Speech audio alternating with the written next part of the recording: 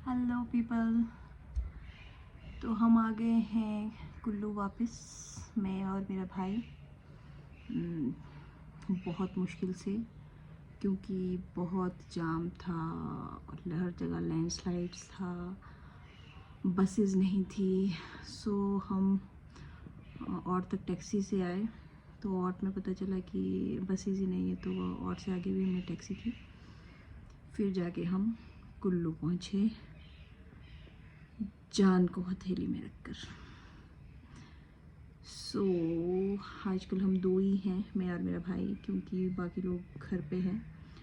और हम दोनों अब अपनी अपनी जो भी चला होता है, रवि ऑफिस जाएगा, मैं अपने काम में व्यस्त। ज़्यादा कुछ खास नहीं होगा आपको दिखाने के लिए, तो जब भी कुछ स्पेशल होगा I will share it with you. देखते हैं आगे क्या करते हैं हम लोग। तो आज मौसम कुछ ऐसा है, देखिए। मिलते हैं आपको The next day. तो मैं आपके साथ कुछ इम्पोर्टेंट डिस्कस करना चाहती थी, जिन लोगों के लिए इम्पोर्टेंट है। और वैसे तो मुझे सबसे पहले अपना इंट्रोडक्शन देना पड़ेगा, जो भी न्यू है मेरे चैनल पे। पर आज का जो टॉपिक है वो आपका कम्पिटिटिव एग्ज़ाम्स को लेकर है। तो आपको पता है कि काफ़ी अंतराल के बाद सूखा जो पड़ा हुआ था कमीशन का, HPTGT कमीशन, JBT कमीशन, वो आया है। 2020 में लास्ट कमीशन हुआ था TGT का, तो अभी आया है वो कमीशन। तो मैं नॉन मेडिकल स्ट्रीम से हूँ और मैंने भी 1-2 बार TGT कमीशन दिया है। तो अपने पर्सनल एक्सपीरियंस के हिसाब से मैं आपको बताऊँगी कि रिकमेंड करूँगी बुक्स कि कौन पढ़नी चाहिए, कैसे पढ़नी चाहिए। वैसे तो मैं उतनी बड़ी ज्ञानी नहीं हूँ, पर पर्सनल एक्सपीरियंस से मैं बताऊँगी आपको। वैसे तो सिलेबस का कोई मेंशन नहीं किया गया है, अभी कोई भी नोटिफिकेशन नहीं आई है, जबकि 3 महीने हो चुके हैं और बच्चे फॉर्म ही भर रहे हैं। तो नोटिफिकेशन ऑफिशियल नहीं आई है कि आपका सिलेबस न्यू होगा, क्योंकि जो आपका हमीरपुर सिलेक्शन बोर्ड था वो भंग हो गया था। तो उसके बाद ये राजकीय चयन आयोग का जो राजकीय चयन आयोग द्वारा पोस्ट निकाली गई है, उसके लिए आपका सिलेबस शायद न्यू हो, ऐसा हम एजम्पशंस लगा रहे हैं। बाकी अभी तक कोई पता नहीं है कि सिलेबस कैसा होगा, पर अकॉर्डिंग टू ओल्ड सिलेबस जो पहले आता था, उसके हिसाब से मैं आपको बताऊंगी कि कौन सी बुक्स TGT नॉन मेडिकल के लिए ठीक रहेगी। TGT नॉन मेडिकल, मेडिकल जो भी है। तो सबसे पहले कुछ लोगों को ये वीडियो उतनी ख़ास नहीं लगेगी, क्योंकि मैंने सोचा क्यों नहीं यार ये चीज़ भी डिस्कस कर दूँ, क्योंकि ज्ञान बांटने से बढ़ता है। और दो बार मैंने भी दिया था और मैंने दोनों बार एग्ज़ाम निकाला भी था, लेकिन शायद मुझसे अच्छी तैयारी किसी और ने की थी और मैं कभी 1 नंबर से, कभी 0.45 से रह गई। तो इट्स 5 साल हो गए, शायद 20, हाँ 5 साल हो गए, और अभी मैं ये एग्ज़ाम दे रही हूँ। अब थोड़ा दिमाग में भी जंग लग गया है, क्योंकि आई एम 31 ईयर्स ओल्ड। अब चीज़ों को भूलने लग गई हूँ थोड़ा। तो चलो बाकी सब बातें बाद में, तो पहले डिस्कस करते हैं। तो आपका सब्जेक्ट एप्टीट्यूड, जो भी है आपकी सब्जेक्ट की चीज़ें, वो होता है PCM, फिज़िक्स, केमिस्ट्री, मैथमेटिक्स। तो फिज़िक्स, केमिस्ट्री, मैथमेटिक्स हमने +1-2 में जो भी पढ़ा है वो आप पूरा अपने दिमाग में डाल दीजिए। जो भी पढ़ा है पहले अपना बेस आपको अच्छा करना पड़ेगा। तो हमने +1-2 में मॉडर्न पढ़ी है, फ़िज़िक्स पढ़ी है, मॉडर्न फ़िज़िक्स पढ़ी है, और जो मॉडर्न की बुक है, और एक दिनेश पढ़ी है। तो आपको फ़िज़िक्स की दोनों बुक, मॉडर्न, दिनेश, पर मुझे लगता है कि जो दिनेश में वो थोड़ा सिंप्लीफाई करके दिया है। तो ये है मेरी +1 की बुक मॉडर्न। तो इससे आप ऐसा कर सकते हैं, कुछ लोगों के लिए, मतलब कुछ लोगों को मॉडर्न सही लगती है, पर मुझे ऐसा लगता है कि दिनेश में थोड़ी सिंपली जो एलेबोरेट की है चीज़ें, और इसमें भी ठीक है, बट इसको भी आप देखें और इसके एमसीक्यू भी सॉल्व कर सकते हैं आप, क्योंकि एमसीक्यू तो वैसे दोनों में सेम ही है। तो दिनेश की ऐसा कि हैंडी है थोड़ा, यहाँ देखिए ये दिनेश की है, थोड़ा इसमें शॉर्टली सब कुछ बताया है बढ़िया तरीके से। +1 +2 ऐसी ही होगी आपकी दिनेश की बुक। और ये देखिए मतलब एकदम इसको देख के ही डर लग जाता है तो इसलिए वैसे मैं रिकमेंड करूँगी दिनेश पढ़ें, या प्रदीप भी होती है शायद, इन दोनों में से एक आप पढ़ सकते हैं। मॉडर्न को भी मतलब ऐसा नहीं है कि आप अगर आपने इससे आपने कुछ भी मॉडर्न से एमसीक्यूज़ वगैरह आप कुछ भी कर सकते हैं, क्योंकि बहुत से एमसीक्यूज़ है इसमें।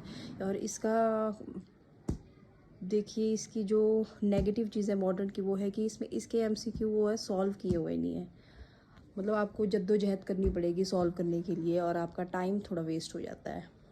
तो दूसरा है केमिस्ट्री।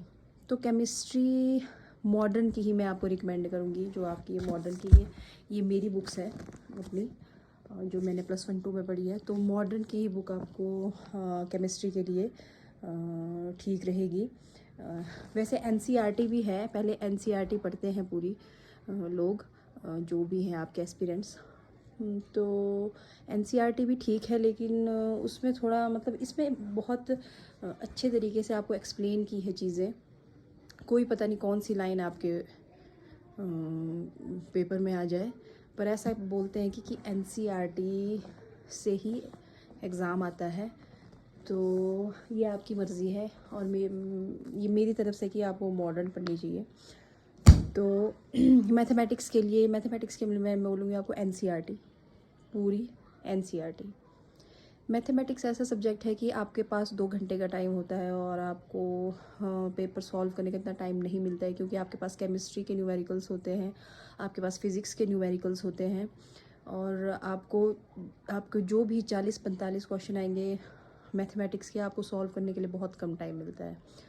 क्योंकि मेरे साथ जो भी मैक्सिमम कोई लाइब्रेरी के एस्पिरेंट्स थे उनके साथ ये बहुत हुआ, वो मैथमेटिक्स सॉल्व करते रह गए, और फिज़िक्स केमिस्ट्री जो उन्हें क्वेश्चन आते थे वो उनसे नहीं हो पाए। क्योंकि जो एमएससी मैथमेटिक्स के स्टूडेंट्स हैं, एस्पिरेंट्स हैं, वो मैक्सिमम चाहते हैं कि हम पहले मैथ सॉल्व करें, क्योंकि उनका मैथ्स अच्छा होता है, वो मान लिया। लेकिन मैंने देखा है कि जो इसमें टाइमिंग है वो बहुत कम होती है, और इस बार क्वेश्चन ज़्यादा होंगे, और टाइमिंग पता नहीं अब आधा घंटा बढ़ाएंगे कि, क्योंकि टाइमिंग 2 घंटे की होती है, पिछली बार 2 घंटे की थी, तो इस साल पता नहीं। तो फिर आपका एचपी जीके है। एचपी जीके के लिए मैं बताऊंगी आपको जोग्टा इज़ बेस्ट, क्योंकि इसमें आपको बढ़िया शॉर्टली सब कुछ बताया हुआ है, 1 लाइन और 1 लाइन में सारा कुछ। ऐसा नहीं कि जो ब्लोखा है वो बहुत लेंथी है, वो आप ये भी पढ़ लेंगे, ये बहुत ज़्यादा है, बहुत ज़्यादा। और this one is the best one for HP Himachal Pradesh GK. तो साइकोलॉजी के लिए देखिए, साइकोलॉजी के लिए मैं रिकमेंड करूँगी आपको, जो पेडागॉजी है उसके लिए आप यूट्यूब चैनल्स देख सकते हैं। यूट्यूब चैनल्स के माध्यम से आप साइकोलॉजी वगैरह पढ़ सकते हैं, क्योंकि इसकी कोई बुक रिकमेंडेशन मैंने आज तक मतलब हमने भी जब बीएड में पढ़ा तो कुछ खास नहीं लगी बुक्स, और जिस प्रकार से आपके एग्ज़ाम्स आते हैं, तो इसके लिए मैं आपको यूट्यूब में ही बहुत से चैनल्स हैं, तो उनको आप फॉलो कर सकते हैं। तो जनरल अवेयरनेस के लिए तो मैं बताऊंगी आपको कि लूसेंट अच्छी है। हालांकि इसमें हिस्ट्री है वो थोड़ा एज़ कंपेयर टू अरिहंत थोड़ा कम दिया है, ऐसा मुझे लगा, क्योंकि पिछली बार मैंने हिस्ट्री पढ़ी थी, तो इसमें लगा मुझे कि कुछ चीज़ें नहीं बताई गई हैं, थोड़ा शॉर्टली बताई हैं। बाकी ज्योग्राफी वगैरह तो वैसे ठीक ही होंगी शायद, मैंने अभी तक देखी नहीं, क्योंकि मैं हिस्ट्री पढ़ रही थी। तो लूसेंट फॉर आपका जनरल अवेयरनेस के लिए, जो इंडिया का जीके है आपका, उसके लिए।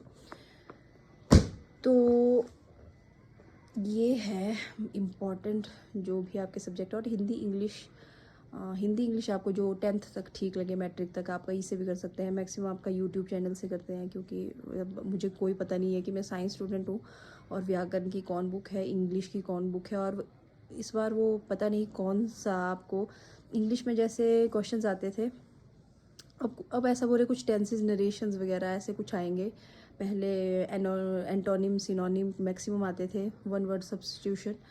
अब इंग्लिश हिंदी का कुछ पता नहीं, तभी मैं बोल रही थी कि सिलेबस का कुछ अभी इन्होंने कोई नोटिफिकेशन नहीं दी है, जो कि देनी चाहिए क्योंकि 3 महीने हो चुके हैं।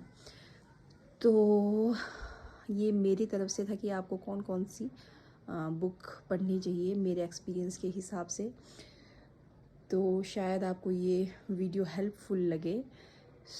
तो मेरी तरफ से आप सभी लोगों को शुभकामनाएं। आप अच्छे से तैयारी करें क्योंकि आपको पहले से ही तैयारी करनी पड़ेगी, क्योंकि लोग सालों से यहाँ तैयारी कर रहे हैं। 3-4 साल हो गए जब से कमीशन ही आया, 4-5 साल से लोग तैयारी कर रहे हैं और तैयारी की बहुत ज़रूरत है, इंक्लूडिंग मी, क्योंकि हमने ब्रेक लगा दिया है बीच में बहुत ज़्यादा और हमें ज़्यादा मेहनत करनी पड़ेगी। बस मतलब कंसिस्टेंसी रखिए। अब मैं भी बीच बीच में घर चली जाती हूँ, मतलब ऐसा नहीं होना चाहिए। कंसिस्टेंसी रखिए and all the best guys. Thank you, धन्यवाद।